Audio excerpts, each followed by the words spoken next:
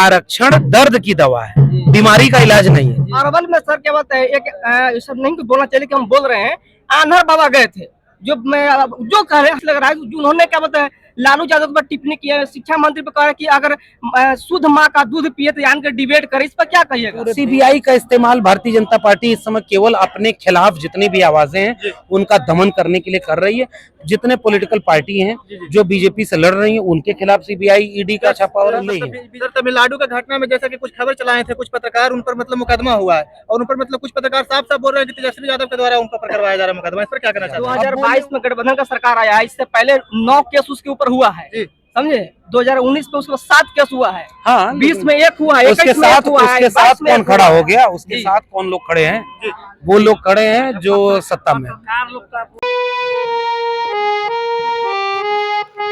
Sir आजादी के 75 साल बीत गया, आज तक हम लोग आरक्षण की बात करें, पूर्णतः संविधान की बात क्यों नहीं करें, जबकि संविधान के एक पन्ना भी इस देश में लागू नहीं। सर इस पर क्या कहना चाहेंगे आप? देखिए, आरक्षण संविधान में ही है और जो कि आरक्षण कभी ढंग से लागू ही नहीं हुआ इस देश में।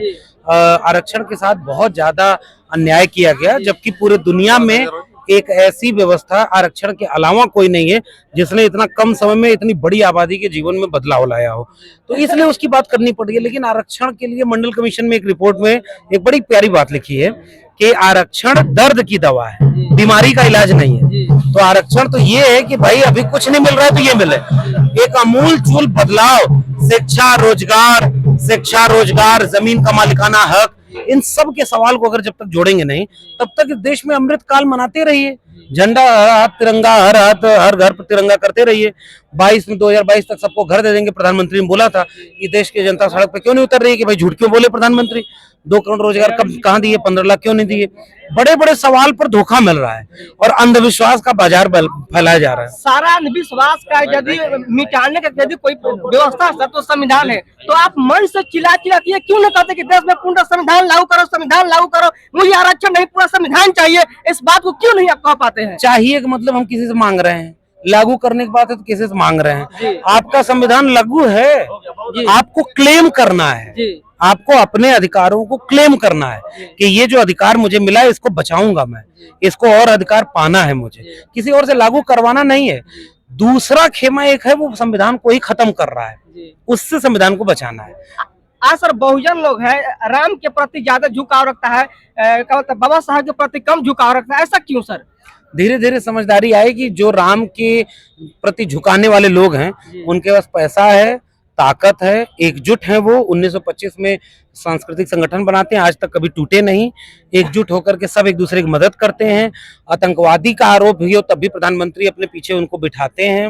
वो बहुत अलग तरह के लोग, उनका काम है नफरत का तोड़ना बंटवारा करना। हम लोगों का काम मोहब्बत का है, थोड़ा कठिन काम है, लोगों को जोड़ने का है। कोई तीर घाट कोई मीर घाट इस तरह है, उसको जोड़ने का ये भी कठिन काम है। पैसा संसाधन अभी मिला नहीं, उसकी हकमारी कोई और किया हुआ है। सत्ता में भागीदारी अभी उस तरह मिली नहीं, और मिली तो उसका सदुपयोग बहुत ज्यादा किया नहीं गया। तो इन दोनों की प्रकृति में अंतर है। अरवल में सर क्या बात है, एक सब नहीं बोलना चाहिए कि हम बोल रहे हैं। आन्हर बाबा गए थे, लालू यादव पर टिप्पणी की है, शिक्षा मंत्री पर कह रहा है कि अगर शुद्ध माँ का दूध पिए तो यानी कि डिबेट करे, इस पर क्या कहिएगा? यदि बिहार के शिक्षा मंत्री ने अपनी मां का शुद्ध दूध पिया है, मैं यहाँ 9 दिन तक यहीं पर हूं। मैं आ करके वो चर्चा करें रामचरितमानस का, कौन सा बिंदु उन्हें समझ में नहीं आ रहा है? देश में जब प्रधानमंत्री के पद पर बैठे व्यक्ति भाषा की गरिमा को छोड़ दें, कोई कपड़ों से पहचान ले, कोई कुछ भी कोई भी स्तरहीन भाषा बोले, तो इससे उसके विचार के लोगों को एक बढ़ावा मिलता है, मन बढ़ता है उनका कि जब प्रधानमंत्री ऐसा बोल रहा है तो हम तो 4 कदम और आगे बढ़ के बोलेंगे।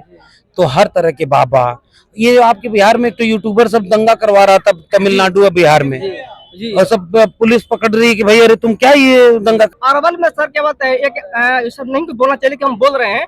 आन्हर बाबा गए थे, जो कह रहे हैं हमको बुरा इस लग रहा है, उन्होंने क्या बताया, लालू यादव पर टिप्पणी की है, शिक्षा मंत्री पर कह रहा है कि अगर शुद्ध माँ का दूध पिए तो यानी कि डिबेट करे, इस पर क्या कहिएगा? जेल जाने, क्योंकि उसको पता है, उसके बाद भी वो तेजस्वी के खिलाफ बोल रहा है। लालू चोर हो जाएंगे सबसे बड़े, कांशीराम सबसे बड़े अवसरवादी हो जाएंगे, सब कुछ ऐसा होगा। क्यों? क्योंकि जानते हैं आपका समाज अभी जागरूक नहीं है, आपके लिए कोई कुछ भी बोल के चला जा रहा है, कोई पूछने वाला नहीं है। वो लोग जो काम कर रहे हैं उनका समाज उनके साथ खड़ा है, बरगला के ही खड़ा है। हमारा काम इनसे लड़ना नहीं है, ये तो व्यक्ति हैं। जिस प्रवृत्ति के तहत व्यक्ति पैदा हो रहे हैं उस प्रवृत्ति को अगर रोकेंगे, वो काम फूले अम्बेडकर पेरियार ये लोग कर रहे थे कि अगर पूरा समाज जागरूक हो जाए तो अंधविश्वास भी धीरे धीरे जाएगा, तुरंत नहीं जाएगा।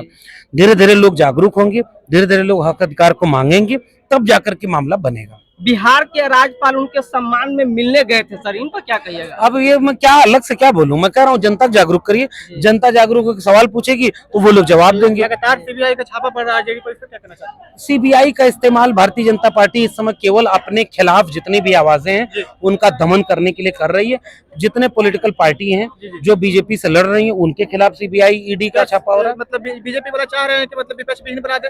विपक्ष विहीन नहीं, डरा दे सबको। हाँ। जब नेता को डरा देगा तो जनता और डर जाएगी। जी। जब नेता को जेल में जाने का खतरा रहेगा तो मान लीजिए हम जैसे लोग हैं, ये सामाजिक संगठन के लोग हैं जो काम कर रहे हैं, इनके पीछे तो कोई बैकअप भी नहीं है, इनके पास पैसा भी नहीं है, तो ये लोग और डर जाए। जो आवाज उठाएंगे उनको मतलब सरकारें जो तानाशाह हो जाती हैं, जालिम हो जाती हैं, वो अपने खिलाफ उठती हर आवाज को इतना कुचल देना चाहती हैं कि और कोई बोले ही नहीं। सर, तमिलनाडु का घटना में जैसा कि कुछ खबर चलाए थे कुछ पत्रकार, उन पर मतलब मुकदमा हुआ है और उन पर मतलब कुछ पत्रकार साफ साफ बोल रहे हैं कि तेजस्वी यादव के द्वारा उन पर करवाया जा रहा है मुकदमा। इस पर क्या कहना चाहते हैं? अब बोले, उनके अपने विवेक है, उनका अपना क्षमता है। मैं कह रहा हूँ कि पुलिस को, कानून को कायदे से काम करना चाहिए कि ऐसा फिर दोबारा ना हो। जो गलत है उसको सजा मिले। 2022 में गठबंधन का सरकार आया है, इससे पहले 9 केस उसके ऊपर हुआ है, समझे।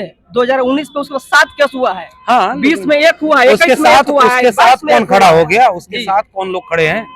वो लोग खड़े हैं जो सत्ता में। ठीक है, बहुत धन्यवाद।